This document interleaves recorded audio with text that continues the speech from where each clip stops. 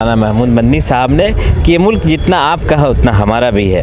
इसके दो चैप्टर रहे हैं, कुर्बानी के आज़ादी से पहले का और एक आज़ादी के बाद का। एक व्यक्ति का एक एजेंडा है, छुपा हुआ एक एजेंडा है। उस एजेंडे का अगर हमें पता हो तो ऐसे लोगों से ज़रूर यकीनी तौर पर बचने की ज़रूरत है। मुल्क में अमन कायम रखेंगे और अगर कोई हमारे मुल्क की तरफ आंख उठा के भी देखेगा हम उसकी आंखें फोड़ देंगे। देश के अभी हालात थोड़े ख़राब दिख रहे हैं। हिंदू मुस्लिम भाई सिख सब एक साथ रहे। माहौल बिगड़ा या कुछ भी हो, चाहे दंगा फसाद हो, किसी भी ताल्लुक से हो, मुसलमान होने की वजह से भेदभाव होता है तो ऐसा नहीं होता खुलेआम। जैसे डरने वाली जात मुसलमान है ही नहीं, लेकिन माहौल एक पैदा कर रखा है। मोहब्बत होनी चाहिए एक दूसरे में, क्या नाम है, मुस्लिम की फैक्ट्रीज हैं तो वहाँ लोगों ने काम देना बंद कर दिया है। तो बीजेपी लीडर्स की तरफ से जो अभी प्रज्ञा ठाकुर का एक बयान आया था कुछ दिन पहले।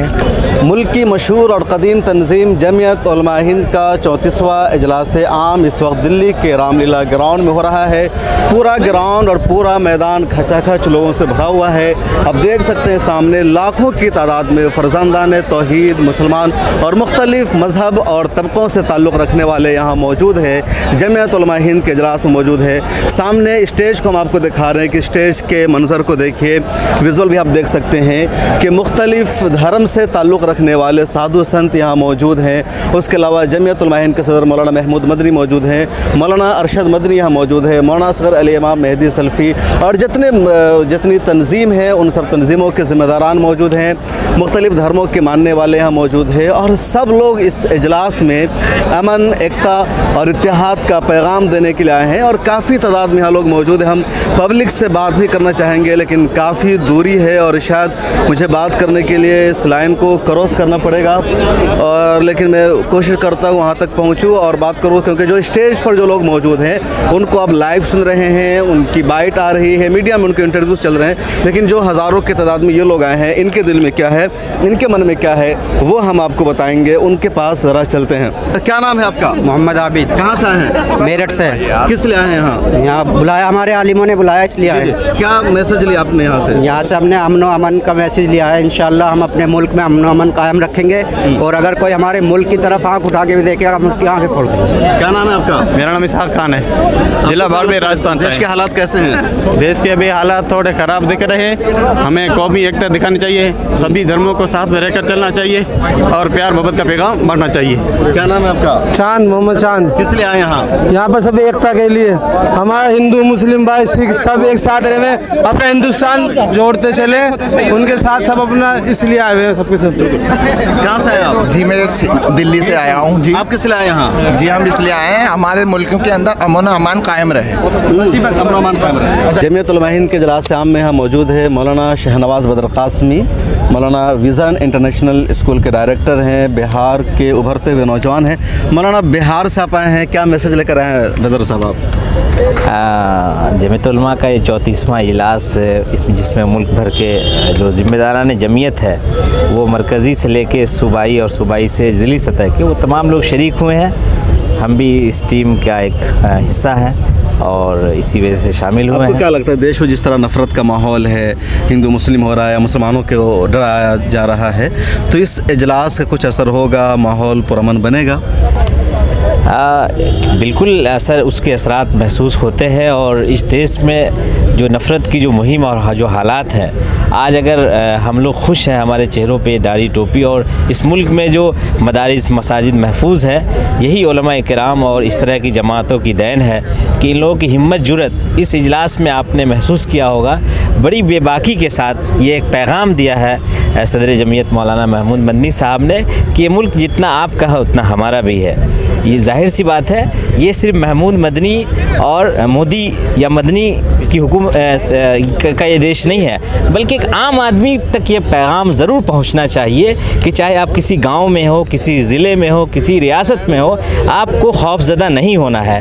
पूरी जो मीडिया है या पूरे जो ख़ास तौर से सियासतदान ऐसे लोग हैं जो नफ़रत करके सिर्फ दिल्ली में नहीं पूरे देश में नफ़रत फैलाना चाहते हैं और अपनी सियासत करना चाहते हैं। इस इजलास का एक ख़ास और एकदम वाज़ेह पैगाम है कि इसमें इस मुल्क में डरने की ज़रूरत नहीं है, खौफज़दा होने की ज़रूरत। एतराज़ है कुछ जो लोग यहाँ नहीं हैं कि मुसलमानों को ही आप कह रहे हैं कि एक इत्तेहाद कायम करें, जो लोग नफ़रत का माहौल कायम करते हैं उन तक मैसेज कैसे पहुंचेगा? बिल्कुल, देखिए ये आज से नहीं, आज़ादी की लड़ाई में भी हम ही लोगों ने पेशकदमी की थी।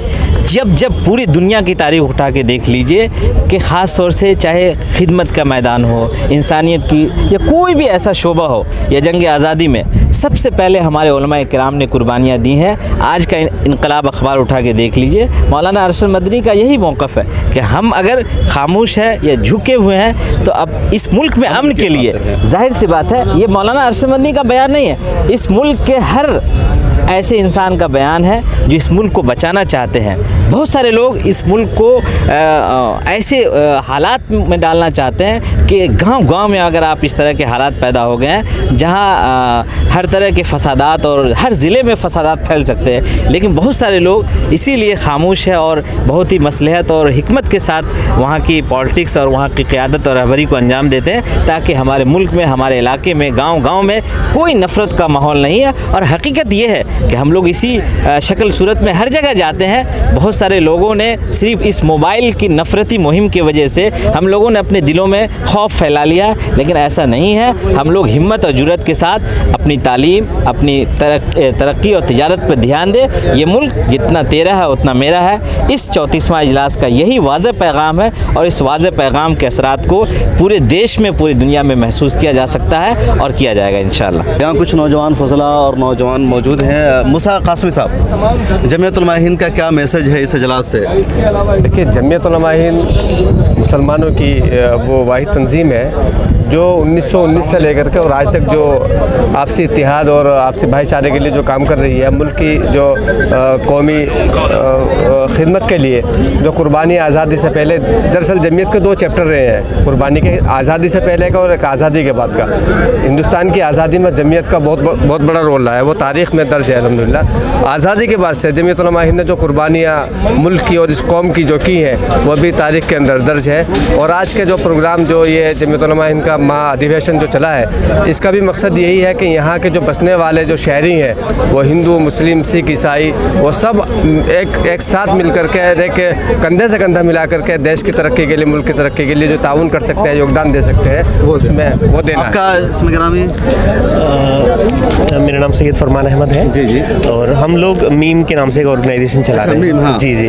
तो इस कार्यक्रम में जो शामिल होने का मकसद यही था कि एक मौका है जहां हम, जो हमारी ये संगठन की अगर हम बात करें तो कहीं ना कहीं मुसलमानों की रहनुमाई कर रहा है, तो हम इस मौके में शामिल हुए और ये जो इस कोशिश है कि कैसे इस देश में अमन भाईचारे का पैगाम बांटा जा सकता है, वो इस पूरे मंच से ये बात कही गई है। आपको लगता है कि आज जो नफ़रत का माहौल है या मुसलमानों के ख़िलाफ़ हेट क्राइम या स्पीचेस, तो उसका हल ये है कि एक स्टेज पर सभी धर्म के लोग आएँ और इत्तेहाद की बात करें? बिल्कुल बिल्कुल, मुझे ये लगता है कि ये बेहद ज़रूरी था। एक बहुत खूबसूरत मंच था। यहाँ इस मंच पे जो अलग अलग धर्मगुरु जो बैठे थे, वो जो एक पैगाम गया देश भर में, वो जाने की ज़रूरत है। आज तो बड़ा ख़राब मैसेज चला गया, कुछ धर्मगुरुओं ने इनकार किया, कहा कि हम नहीं मानते हैं, गलत हुआ यहाँ करके। देखिए, अब हर एक व्यक्ति का एक एजेंडा है, छुपा हुआ एक एजेंडा है। उस एजेंडे का अगर हमें पता हो तो ऐसे लोगों से ज़रूर यकीनी तौर पर बचने की ज़रूरत है। एक्सपोज हो गए हैं वो लोग। हाँ, वो लोग बिल्कुल, मैं तो कहूँगा एक बेहतरीन मौका है ये। सही लोग नहीं, दरअसल दो चीज़ें हैं। आपका नज़रिया किसी चीज़ के ताल्लुक से कुछ और नज़रिया हो सकता है मैं उससे मुत्तफिक नहीं हूँ। मैं अपने नज़रिए को रखने का, मैं जो है मुझे इजाज़त है। उनका एक नज़रिया था, लेकिन जो उनका तरीक़ा कार था जो अपना एतराज़ का विरोध करने का, वो मुनासिब नहीं था। बिल्कुल। रुकेगा, कुछ कहेंगे आप? अच्छा, आप तो हैं, क्या नाम है आपका? मेरा नाम मोहम्मद शाकिर है। कहाँ से आए? हम अमरोहा ज़िला से आए। अमरोहा से? जी। किस लिए आए यहाँ? यहाँ हम जमीयत का प्रोग्राम था इसलिए आए थे। ओके, आपको क्या लगता है जमीयत के इस प्रोग्राम का कितना असर पड़ेगा देश के हालात पर? जमीयत जो है सबसे पुरानी तंजीम है हिंदुस्तान की, और इनकी कुर्बानी बेहिसाब है इस देश के अंदर। जब भी माहौल बिगड़ा या कुछ भी हो, चाहे दंगा फसाद हो, किसी भी ताल्लुक से हो, तो जमीयत ने हर मोड़ पे बगैर ज़ात पात देखे हुए उनकी मदद की है। आपको क्या, मुसलमानों के मसाइल क्या है, इशूज़ क्या है मुसलमानों के? बहुत से इशूज़ है, जैसे सरकार किसी की भी हो आती जाती रहती है, लेकिन जैसे खुले आम जो मुसलमानों को आज धमकी दी जाती है, उनके खिलाफ कहीं ना कहीं नरमी बरती जा रही है, एक्शन होना चाहिए उनके खिलाफ। अच्छा, ये फैज़ान भाई, मूसा भाई, एक है मुसलमानों का इख्तलाफ करना बीजेपी से, आरएसएस से।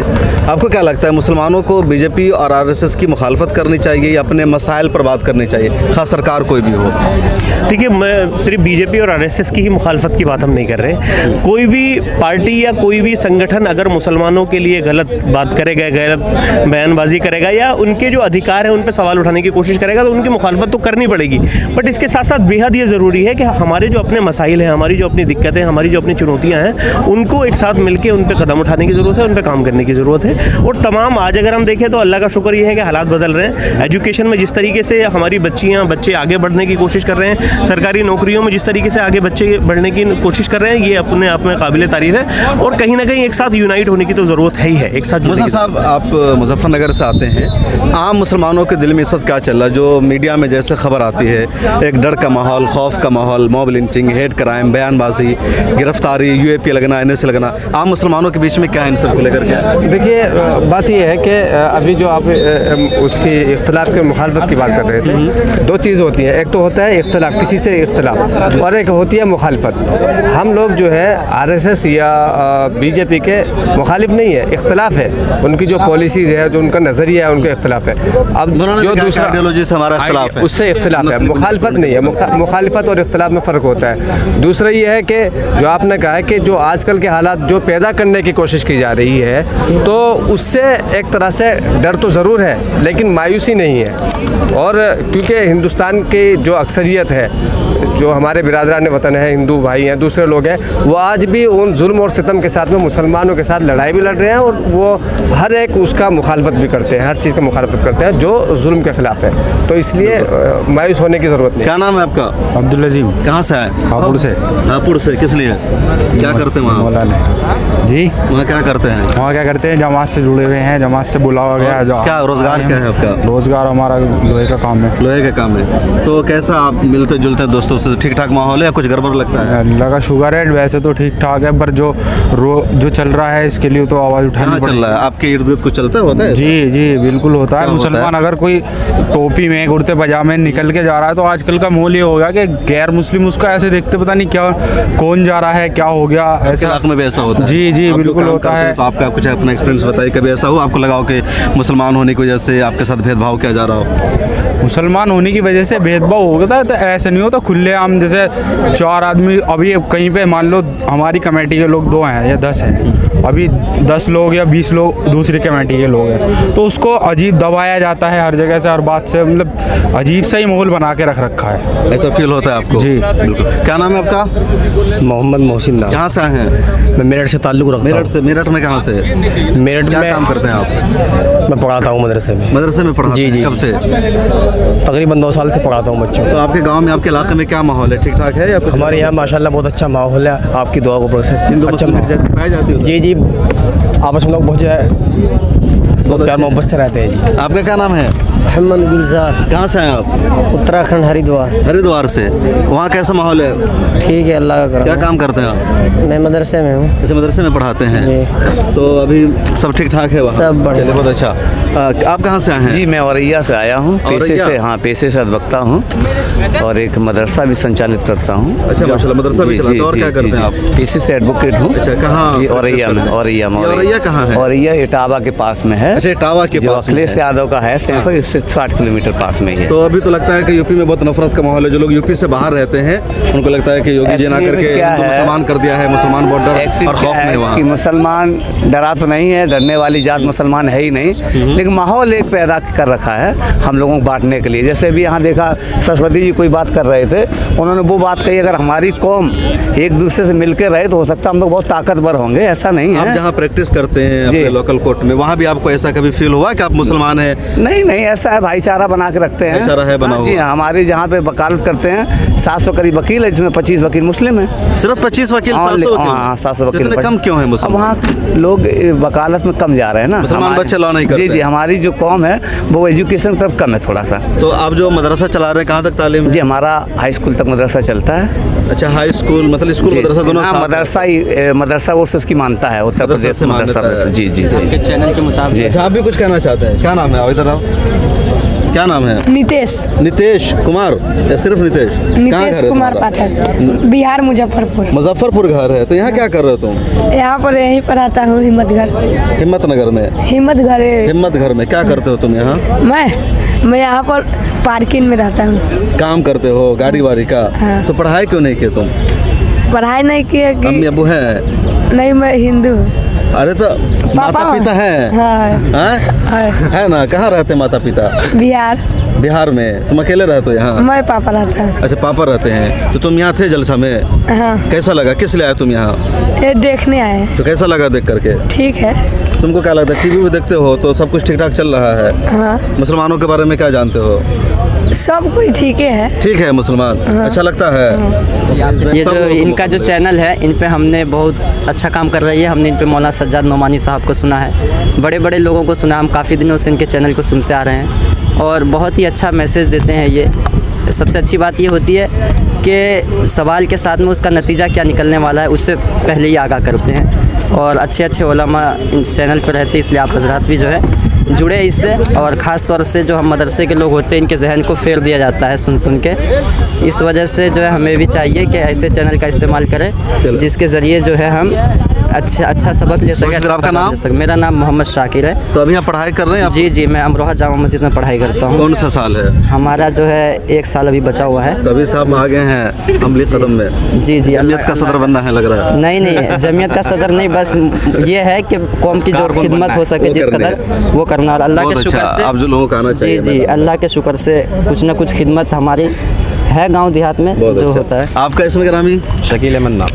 कहाँ से आए हैं आप? मैं दिल्ली से, साउथ दिल्ली से। अच्छा, साउथ दिल्ली से हैं। जमीयत का जो इजलास हुआ, आपको क्या लगता है इसका कुछ असर पड़ेगा देश के? बिल्कुल पड़ेगा इंशाल्लाह, बहुत ज़बरदस्त असर पड़ेगा। कैसा असर पड़ेगा? बिल्कुल पड़ेगा जी, हर तरीके से पड़ेगा। आप लोग मसले का है, कोई रुकावट हुई कहीं पर? ना, कोई दिक्कत पुलिस ने नहीं रोका ना? कोई दिक्कत नहीं, किसी भी किस्म की। कोई बस लेकर के हैं आप? नहीं, हमारे यहाँ से लोग अपनी अपनी सवारी में आए हैं, बस में नहीं। सवारी से यहाँ से अपनी अपनी सवारी में आए हैं, बस का कोई इंतजाम नहीं किया हमने। सब जो कोई बाइक से आ गया, कोई स्कूटर अपनी क्या नाम गाड़ी से आया है। कितना मजमा था आपका अंदाज़ है? तकरीबन होगा इंशाल्लाह लाख से तो ऊपर है जी, लाख डेढ़ लाख होगा तकरीबन। आपका नाम? मोहम्मद इश्तियाक। मोहम्मद इश्तियाक। कहाँ से है इश्तियाक भाई? मैं मुस्तफा से। मुस्तफ़ाबाद में। कैसे हालात है मुस्तफ़ाबाद के अब? अच्छे हैं, बढ़िया है। जो दंगा वगैरह हुआ था, वहाँ राइट हुआ था, तो अब सब कुछ खत्म हो गया? बहुत बढ़िया है। कोई अब तो कोई बात विश्व विहार का क्या हाल है? ठीक है, वहाँ पे भी ठीक है। वहाँ भी ठीक है, तो प्यार से रह रहे हैं सब लोग। लोग घर छोड़ के जा चुके हैं दूसरी जगह शिव विहार वाले? नहीं, फिर पहुँच भी गए। कुछ होना अपने बदली कर लिए, इधर से इधर ले लिया है, जैसे मुसलमानी एरिया में ले लिए कुछ होने इस तरह से। हाँ। यहाँ से क्या सीखा आपने? यहाँ से ये सीखा कि मोहब्बत होनी चाहिए एक दूसरे में, क्या नाम है उससे, जो अगर नफरत से कुछ फ़ायदा नहीं है, मोहब्बत से सब कुछ जी सकता है आदमी। यहीं आइए। अच्छा, क्या नाम है आपका? जी, मेरा नाम अब्दुल कादिर है। ये लीड क्यों इस तरह लटका हुए आप? अच्छे लोग नहीं समझे जाते हैं इस तरह। अच्छा, कहाँ से आए हैं आप? जी, मैं शास्त्री पार्क से। शास्त्री पार्क से। सीना भी बहुत खुल रखा है आपने माशाल्लाह जी। क्या करते हैं आप शास्त्री पार्क में? मैं अपने फादर का बिजनेस। किस चीज़ के बिजनेस है? ट्रांसपोर्ट का। तो बिजनेस में कैसा आपको लगता है, ठीक ठाक जा रहे बिजनेस से? नहीं, अभी तो फिलहाल थोड़ा स्लो है। किस वजह से? अब वजह तो सिर्फ काफ़ी हैं, तो बताइए, वही वजह बताइए। देखो, वजह एक तो हर बिजनेस का अलग अलग रूल होता है, तो उसको अलग अलग उसके समझने सोचने के और उसको वर्किंग के अलग अलग सिस्टम होता है। देश की जो सियासत है, जो माहौल, उसका भी असर है आपके बिजनेस पर? हाँ, उससे भी फ़र्क पड़ा है, काफ़ी फ़र्क पड़ा उससे। कैसा फ़र्क पड़ा? अब देखा जाए तो मसला ये पड़ जाता है कि जो लोग बुक छपती थी, जहाँ राइटिंग प्रिंटिंग जो प्रेसें होती थी, तो कुछ प्रेसों ने अपने किताबें छापना कुछ बंद कर दी। कुछ ऐसी वजह है, कुछ मुस्लिम की फैक्ट्रीज हैं, तो वहाँ लोगों ने काम देना बंद कर दिया है। और ये आप सही कह रहे हैं, तो मुसलमानों का जो प्रेस था, तो वहाँ प्रेस किताबें अब छपने के लिए नहीं आती, जैसे कि मुसलमान का प्रेस है। वही यही सारी वजह है, तो थोड़ा इस वजह से भी काम स्लो है। तो चूँकि आपका ट्रांसपोर्ट का काम है, तो किताब छपेगी, आप उसको भेजेंगे। जी।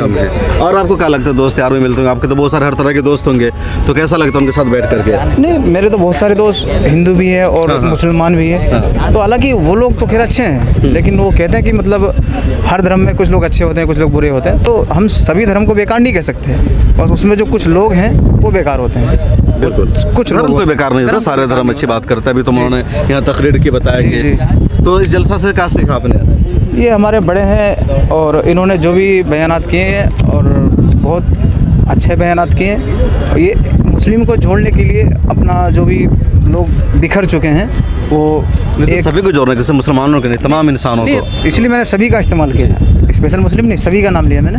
तो सभी को जोड़ने का पैगाम जो यहाँ से दिया गया स्टेज से, ये बहुत अच्छा पैगाम दिया गया। और क्या रहा था आपको, चुनाव लड़ना चाहते हैं? नहीं नहीं, मैं अपना यही बिजनेस पर फोकस कर रहे हैं। तो नहीं, मुझे लग रहा है कि चुनाव की तैयारी कर रहे हैं। नहीं ऐसा कुछ नहीं है।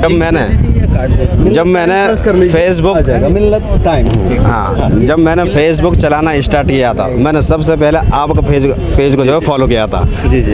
मुझे कुछ पेज फॉलो करने थे, तो उनमें से आप मेरे पहले जो फॉलोअर्स, मतलब ये फॉलो किए थे पेज, उनमें से आपका पेज जो है। बहुत शुक्रिया, बहुत मोहब्बत। और मुझे जो है ना बड़ी खुशी हुई जब आप अपना खबर देते हैं, टीवी चैनल बन आता है ना, मुझे बड़ी खुशी होती है। माशाल्लाह शम्स भाई ने जो है बहुत तरक्की कर लिया है, और दुआ है कि अल्लाह आपको और मज़ीद तरक्की से नवाजे और आप जो है ज़्यादा से ज़्यादा कौम का और देश का नाम रोशन करें। जज़ाकुमुल्लाह खैर। छोटे भाई के लिए कितनी मोहब्बत। जी, मैं ये बोलना चाह रहा हूँ, जैसे यहाँ से अभी पैगाम गया है सबके लिए मोहब्बत का, अमन व अमान का, तो मैं ये बोलना चाह रहा हूँ सभी को, अब यहाँ पे हमारे मुस्लिम भाई भी सब इसको फॉलो करें, और सभी बाकी जितने भी कम्युनिटी के लोग हैं सभी फॉलो करें, आपस में मिलजुल कर प्यार से, मोहब्बत से, एहतराम से रहें, और जो कुछ लोग हैं गंद फैलाने वाले उनसे बचें, उनसे दूर रहें। बिल्कुल। आपका भी कुछ कहना है? जी, कहिए, क्या नाम है आपका? मेरा मोहम्मद आसिफ। कहाँ से आए हैं? मैं अभी तो सीमापुरी से आया हूँ, लेकिन रहने वाला जिला बिजनौर से हूँ। ओके, आप मैं क्या कहना चाहते हैं? मेडिकल एंट्रेंस एग्जाम की तैयारी करता हूँ। अच्छा, मेडिकल एंट्रेंस की तैयारी कर रहे हैं, बहुत मुबारक, आप कामयाब हो जाए, मेरी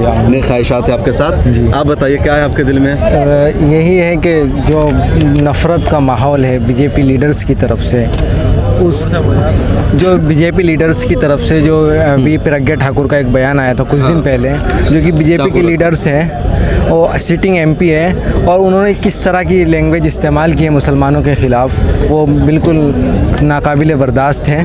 और एक उन पर टेररिस्ट की सूची में आती है खुद प्रज्ञा ठाकुर, उनको इस बात कहना, ऐसी बात कहना बिल्कुल भी गवारा नहीं देता। बिल्कुल बता चाहते कि हम इसलिए सब लोगों को यहाँ मौका दे रहे हैं, जो हमारे बड़े आए थे वो तो स्टेज से बोलकर चले गए, यहाँ लाखों लोग सुनने आए थे, इनके दिल में भी एक मैसेज है, या हालात से मुतासर होते हैं, तो इनके दिल में क्या है वो हम आपको बताना चाहते हैं, सुनाना चाहते हैं, और इनकी आवाज़ भी लाखों लोगों तक पहुँचेगी। और असल यही लोग हैं जिनकी वजह से इजलास कामयाब होता है, जलसे कामयाब होते हैं, पूरा निज़ाम चलता है। तो और भी लोगों को कुछ कहना, आप कुछ कहना चाहते हैं जी? क्या नाम है आपका? अस्सलाम वालेकुम रहमतुल्लाह। वालेकुम अस्सलाम। मेरा नाम मोहम्मद मुबारक मेवाती जी। अच्छा, मेवात से आए हैं आप? जी सर। जी बताइए, मेवात में तो बड़ी मॉब लिंचिंग होती है, बड़ा डराया जाता है। नहीं, ऐसा कुछ नहीं। हाँ, अल्लाह का शुक्र है, हर इंसान एक मालिक से डरता है, लोगों से कभी न डरा है और न डरेंगे, न कभी डरा है न डरेंगे। जिसका ईमान कमज़ोर होगा वो हर मखलूक से डरेगा, जिसका ईमान पावरफुल होगा, जो सच्चाई को और हक़ को मतलब का अपनाएगा, वो किसी से न डरेगा और न डरेगा। बिल्कुल। आपका क्या नाम है चाचा? निज़ामुद्दीन। कहाँ से आए हैं आप? गाजियाबाद से। गाजियाबाद से। कैसा लगा यहाँ करके आपको? यहाँ का प्रोग्राम बहुत ही उम्दा हुआ, बहुत अच्छा हुआ। अगर इसी तरीके से ये इंशाल्लाह इसमें बहुत बड़ी कामयाबी मिलेगी। और मैं भी लोकल गाजियाबाद में लोगों से मिलता जुलता रहता हूँ, सभी समाज के लोगों, सभी धर्म के लोगों से। मुझे तो उन सबसे बहुत ही प्यार मिला है, क्योंकि अपने अंदर भी तो वो बात होनी चाहिए। तो कौन लोग हैं जो नफरत फैलाते हैं, जो कहते हैं कि मुसलमानों को बाहर निकाल दो, मॉब लिंचिंग करो उनकी?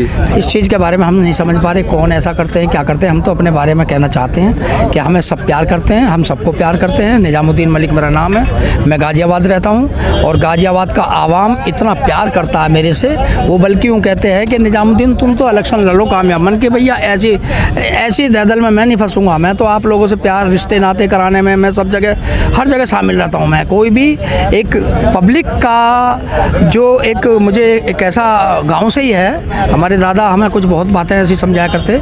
मुझे सबसे प्यार करना, बैठने उठने का, मुझे बड़ों में अच्छे लोगों में बैठने का मुझे शौक़ है, और वो शौक़ मेरा चलता चला आ रहा है, और उसी वजह से मुझे इतनी कामयाबी मिल रही है कि हर तरह का, चाहे राजनीतिक हो, धार्मिक हो, कोई भी आदमी मुझसे बहुत प्यार करता है। वालेकुम सर, मैं ये पैगाम देना चाह रहा हूँ, अल्लाह करे हमको ये सलाहियत पैदा कर दे, पहले हम अपने परिवार का, अपने मज़हब इस्लाम के जो परिवार होते हैं, ये ख़ुद अपनी नापड़ता को सुधार कर, अनपढ़ता को सुधार के खुद इल्म हासिल करें, और मतलब है कि अपने पोस्ट को आगे बढ़ाएं।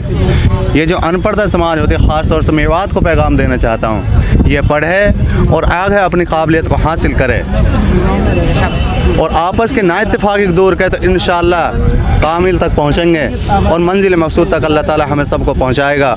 और जो हिंदुस्तान हमारा देश है ये गुलस्ता है, इसमें हर तरह का फूल होता है, ना कि अपनों से प्यार किया जाए, हर एक इंसान से प्यार किया जाए। इस्लाम मजहब ने हमें यही सिखाया। बिल्कुल, बहुत अच्छा। आपका क्या नाम है हजरत? जी, मैं सादिक कासमी, ज़िला पूर्णिया, बिहार से बिलोंग जी, करता हूं। सादिक कासमी साहब जी, बिहार के कैसे हालात हैं? बिहार के अल्हम्दुलिल्लाह हमारा जो नीतीश कुमार साहब हैं मुख्यमंत्री, वहाँ पे प्यार है, मोहब्बत है, भाईचारगी है, लेकिन हिंदुस्तान का माहौल दिन ब दिन ख़राब होते जा रहा है। जब से भाजपा हुकूमत आई है सामने, तब से जो है अल्पसंख्यक के साथ, मुसलमानों के साथ ज़्यादतियाँ हो रही हैं। हमको पुराना हिंदुस्तान चाहिए, जैसे कांग्रेस के दौर में जो हिंदुस्तान था, वही प्यार, वही मोहब्बत, वही सद्भावना, भाइयों में आपसी मेल मिलाप, वैसा ही हिंदुस्तान हम तलाश कर रहे हैं। लगता है ठीक ठाक है माहौल? जी, बिहार तो में भेदभाव नहीं है? वहाँ कोई भेदभाव नहीं है। हमारे नीतीश जी बहुत अच्छे हैं और हम उनको पीएम की शक्ल में भी देखना चाह रहे हैं। बिल्कुल। आपका?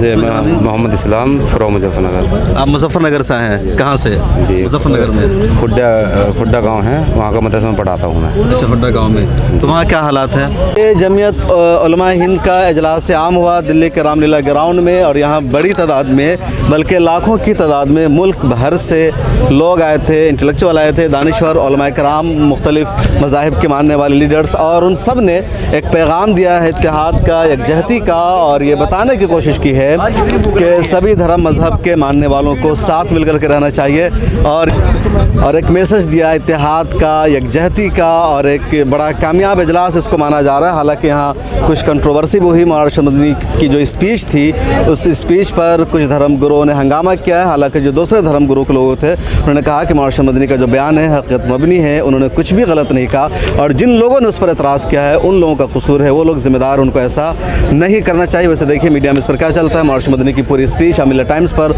सुन सकते हैं। कैमरामैन तमन्ना के साथ शम्स तबरेज़ कासमी, मिल्लत टाइम्स।